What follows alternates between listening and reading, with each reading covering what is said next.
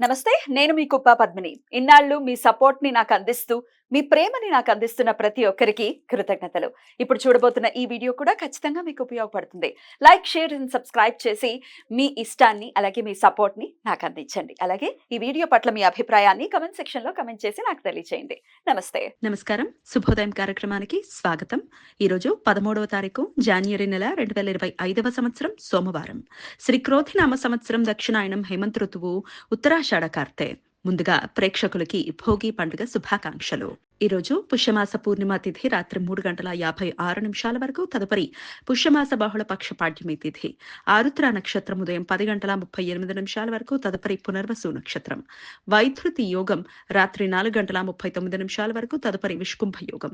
భద్ర అంటే విష్టికరణం సాయంత్రం 4:26 వరకు, భవకరణం రాత్రి 3:56 వరకు, తదుపరి బాలవకరణం ఉంటాయి.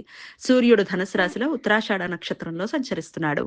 చంద్రుడు మిథున రాశిలో రాత్రి 4:19 వరకు, తదుపరి కర్కాటక రాశిలో సంచరిస్తాడు. నక్షత్ర వర్జం రాత్రి 10:27 నుండి 12:02 వరకు. అమృతకాలం లేదు.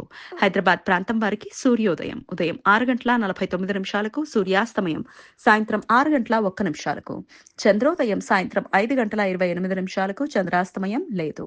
అభిజిత్ ముహూర్తం మధ్యాహ్నం 12:03 నుండి 12:47 వరకు, దుర్ముహూర్తం మధ్యాహ్నం 12:47 నుండి 1:32 వరకు, మరలా మధ్యాహ్నం 3:02 నుండి 3:46 వరకు. రాహుకాలం ఉదయం 8:13 నుండి 9:37 వరకు. గుళిక కాలం మధ్యాహ్నం 1:49 నుండి 3:13 వరకు. యమగండం ఉదయం 11:01 నుండి 12:25 వరకు. ఈరోజు పుష్యమాస పూర్ణిమ. ఉత్తర భారత పంచాంగ సాంప్రదాయం ప్రకారం రేపటి నుండి పవిత్ర మాఘమాసం మొదలవుతుంది. మాఘమాస పుణ్య స్నానాలు చేయటం రేపటి నుండి ప్రారంభమవుతాయి.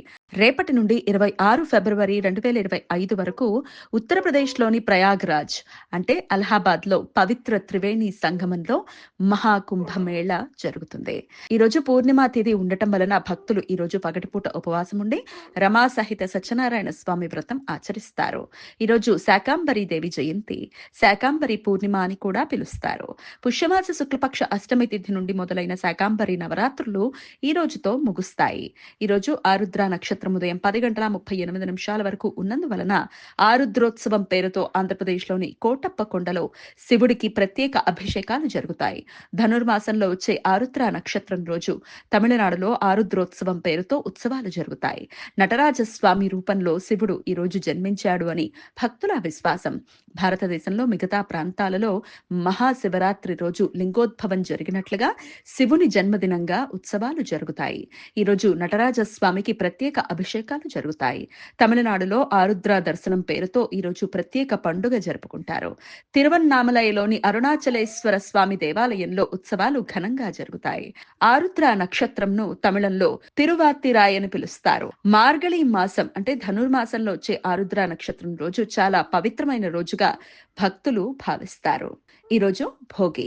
4 రోజుల సంక్రాంతి సంబరాలు ఈ రోజు నుండి మొదలవుతాయి. ఈ రోజుతో ధనుర్మాసం ముగుస్తుంది. భక్తులు ఈ రోజు ఇంట్లోని పాత వస్తువులను, ఉపయోగించని వస్తువులను భోగి మంటలలో ఆహుతి చేస్తారు. బౌద్ధ మతంలో బుద్ధుడు భోగి రోజు నిర్యాణం చెందాడు అనే నమ్మకం కూడా ప్రచారంలో ఉంది. ఉత్తర భారతీయ సాంప్రదాయం ప్రకారం ఈ రోజు లోహ్రి.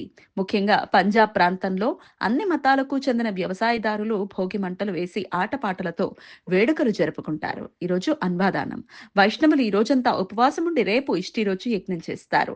బుధ పంచ సప్త శలాక వేద ఈ రోజు పగలు 10:38 నుండి సాయంత్రం 4:30 మధ్య కాలంలో ఏర్పడుతుంది. బుధగ్రహం మూలా నక్షత్రం 4వ పాదంలో సంచరించే సమయంలో, చంద్రగ్రహం పునర్వసు నక్షత్రం 1వ పాదంలో సంచరిస్తున్నప్పుడు ఈ వేద ఏర్పడుతుంది. ఈ వేద సమయంలో శుభకార్యాలు చేయడానికి అనుకూలం కాదు. ఈ సమాచారాన్ని మనకు అందించిన వారు మేడికొండూరు విశ్వనాథ్ ప్రసాద్ గారు. ఆయనకు కృతజ్ఞతలు తెలియజేస్తూ నారాయణ స్మరణతో సమస్త సన్మంగళాని భవంతు. నమస్కారం.